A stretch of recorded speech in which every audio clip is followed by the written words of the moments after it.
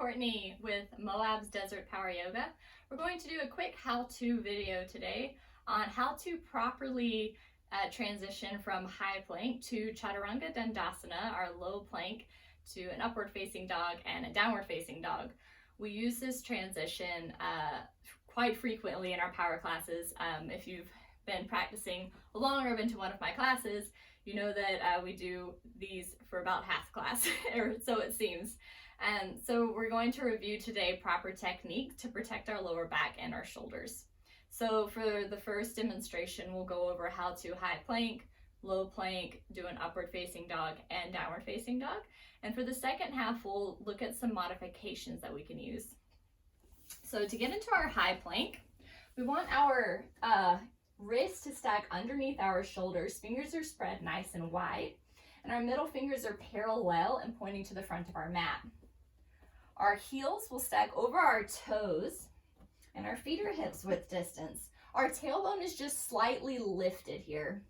So this is our high plank. When we go to our low plank, rather than swooping through with our head, as I tended to do when I first started practicing yoga, and as I see a lot of people do, we're going to go from our high plank, shift the weight forward just slightly, and then hugging the elbows in, we'll lower down to a hover or a low plank.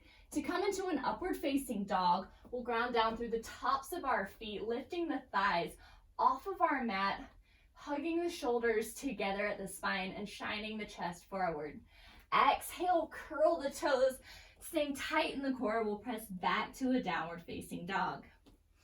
So all of these moves are pretty advanced yoga poses. So if we find our tailbone sinking in any of these poses, or if they start to hurt in the lower back, we want to modify.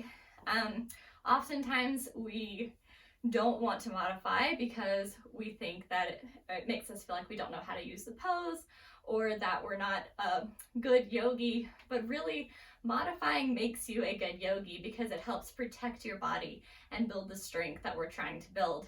So don't be afraid to modify. In fact, it's highly encouraged. So in our high plank, shoulders stack over the wrist, feet are hips width distance. If we find our tailbone sinking like this, or if we start to get tired throughout class, bring your knees to your mat as a modification. And from here, we can lower down to a low plank by simply hugging the elbows in and dipping the chest down a little bit. Instead of coming into an upward facing dog, we can come into a cobra.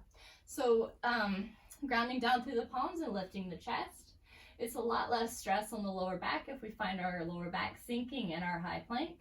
And then we'll simply curl the toes, push down through the knees, lift the chest, and make our way to a downward facing dog. All right, so that's our Chaturanga Dandasana tutorial video and our modifications. If you'd like to see any other poses broken down and demonstrated, please let us know. If this helps you, give us a like, let us know, and we'll keep more videos like this coming. Namaste, yogis.